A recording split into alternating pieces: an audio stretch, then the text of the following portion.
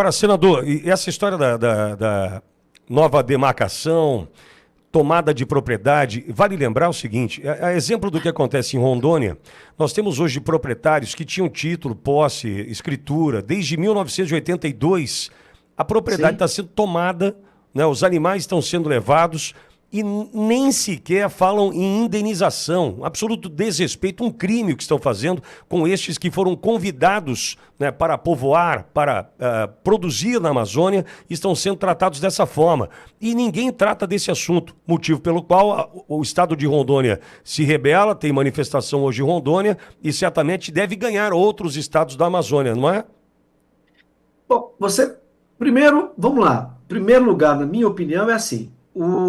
Essas ONGs, essa estrutura que se mistura com o Estado brasileiro, basta ver que IBAMA, ICMBio, Ministério do Meio Ambiente, você é brasileiro que ainda não sabe, fique sabendo.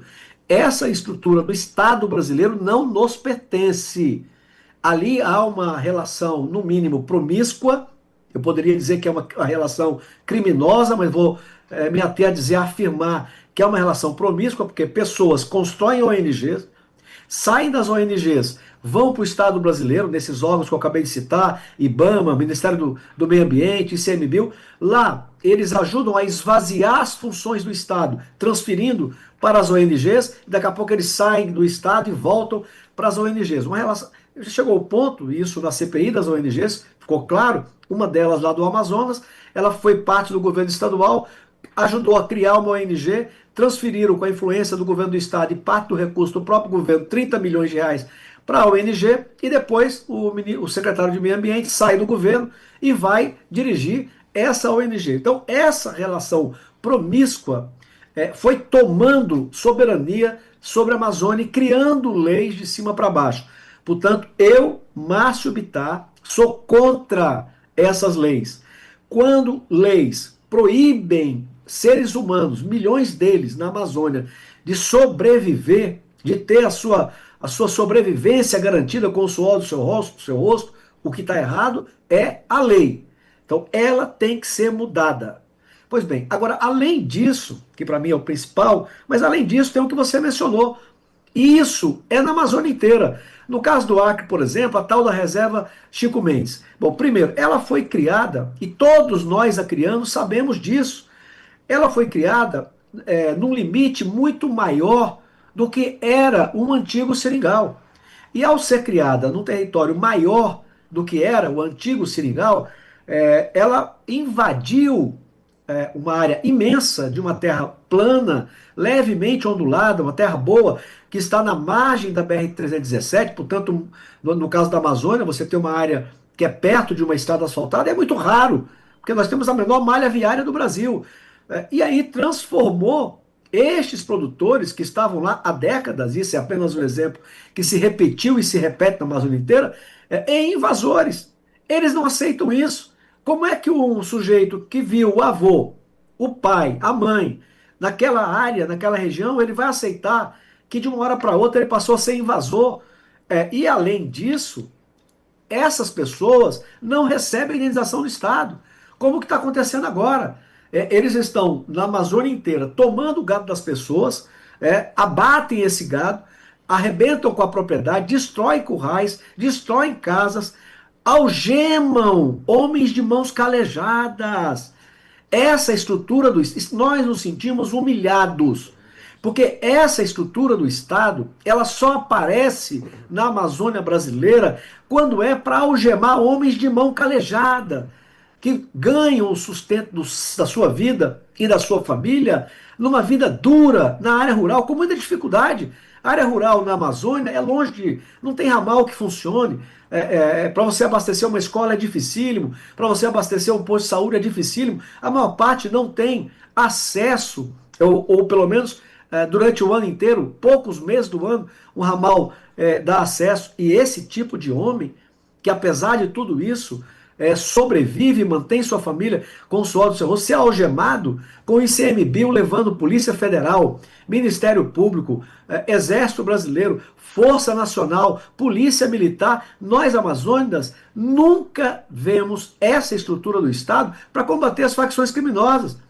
para combater o narcotráfico. Você não vê esse tratamento para estuprador. Você não vê esse tratamento para assassino, para homicida.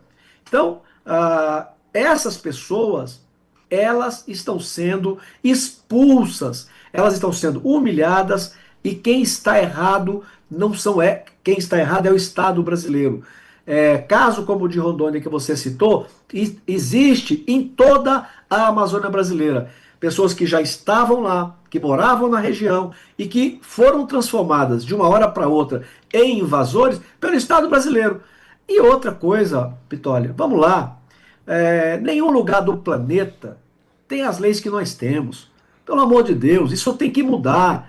Olha, na propriedade particular, não estou falando em reserva indígena, em unidade de conservação, um monte que tem. Estou falando na propriedade particular. O único lugar do planeta que você compra uma área, ou você herdou uma área da sua família, você tem 100 hectares, o Estado lhe tomou 80% da área, porque ele lhe tomou, e o pior, o requinte de crueldade, aquele, como não é desapropriação, então ele não tem a obrigação de te indenizar, mesmo que seja a longo prazo. Então ele te toma 80%, você então passa a ser dono mesmo apenas em 20%, mas nos 80% que você não pode plantar mais, não pode cultivar nenhum tipo de criação de animais, é você que continua sendo responsável civil e criminalmente.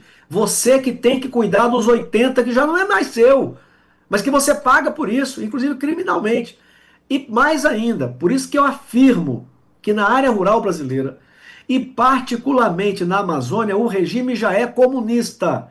Veja, onde é que você vê isso? O Estado lhe toma 80%, não lhe indeniza e ainda faz você responsável, permanece com você responsável pelos 80% que você não manda mais. Mas a crueldade não para aí, não. Bom, aí você acha que nos 20% que lhe restou, você pode fazer o que você quiser? Não, senhor. Qualquer coisa que você queira fazer nos 20% que lhe restou, você tem que ir ao Estado, nas instituições do Estado, para perguntar se você pode fazer determinada tarefa. Se você pode plantar uma roça, se você pode plantar um pasto para cuidar de uma vaquinha leiteira. Quer dizer, o Estado é que vai analisar o seu pedido e depois a burocracia do Estado brasileiro, dominado pela esquerda, é que vai decidir se você tem autorização ou não. Ora, esse regime é da propriedade privada? Esse regime é do livre mercado? Claro que não. Isso é regime Sim. comunista e é o que impera na região amazônica. Então são leis absurdas, né? Na verdade, mesmo, vamos lá, vamos pegar o exemplo. Essa conversa toda sobre o meio ambiente é uma mentira. Eu vou repetir. Se essa turma, o que eles dizem? Marina Silva e Companhia Limitada, governo do PT, com essa tropa toda, o que eles dizem? O CO2 é o vilão do planeta. Não é. Não é. Mas esse é outro debate. Mas se eles estivessem falando a verdade, ou se eles de fato acreditassem nisso, o vilão não é o Brasil, pelo amor de Deus. A Alemanha sozinha, depois que a Rússia cortou o fornecimento de gás, então você tem como campeão absoluto de CO2, China. Joga um terço do CO2 no planeta. Você vê WWF, essas tropas todas virando o canhão para a China? Claro que não. O segundo produtor de CO2, os Estados Unidos. Terceiro produtor, Europa Ocidental. Ora, e o Brasil é que paga por isso? Isso é um absurdo. Aí vem o Canadá financiando a ONG no Brasil para atuar aumentando reserva indígena. A preocupação deles é com o nosso meio ambiente? É com a nossa população? Claro que não. É porque ao aumentar uma reserva indígena, lá na Amazônia, eu estou falando de um caso específico, ela vai englobar a reserva de potássio lá em Altazes. E, portanto, ao englobar a reserva de potássio, nós ficaríamos proibidos de tirar o potássio.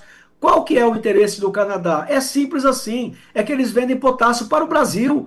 É essa a preocupação.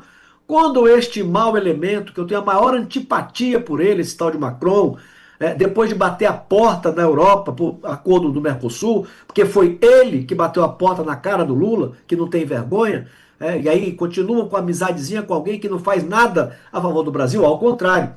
Mesmo depois dele bater a porta na cara do Brasil, do Mercosul, ele vem ao nosso país, recebido com pompa e circunstância, pelo Lula e pela Marina.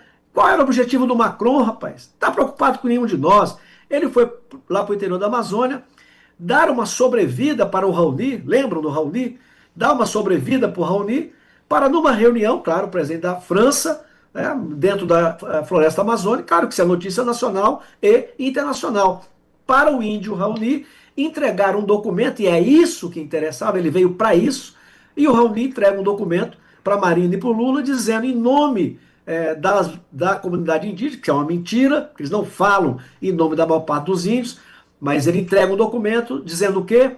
Que a comunidade indígena está preocupada e não quer a construção da Ferrogrãos. Ora, esse é o jogo. Quando a Noruega, que vive de petróleo e gás, 51% do PIB da Noruega é petróleo e gás. E é o primeiro país do mundo que autorizou a prospecção de minério no fundo do oceano. Não tem lição para dar para o Brasil. Mas quando ela financia o Fundo Amazônico, que é um dinheiro que, na minha opinião, e sempre disse isso, e o governo Bolsonaro acertou ao impor regras, porque esse fundo é apátrida. Ele compra a soberania nacional. E o interesse da Noruega? O que é? É até preocupação com o nosso meio ambiente? Não. Ela não quer um concorrente do tamanho do Brasil. Olha o que estão fazendo na margem equatorial brasileira. Essas instituições do Estado que tomaram conta do ICMBio, do IBAMA, do Ministério do Meio Ambiente, trabalham contra o interesse nacional. Como é que, de um lado, você tem a Guiana, que é a nova Dubai do planeta, tirando o petróleo, e do nosso lado o Brasil continua proibido. Nós estamos perdendo algo em torno de 100 bilhões de reais a troco de nada, numa região pobre do Brasil, que poderia, essa exploração do petróleo poderia mudar a face econômica do Pará ao Rio Grande do Norte. Ora, do lado de lá, quando você vai ver quais são as empresas que estão tirando o petróleo da Guiana, inglesa e norte-americana, desculpa.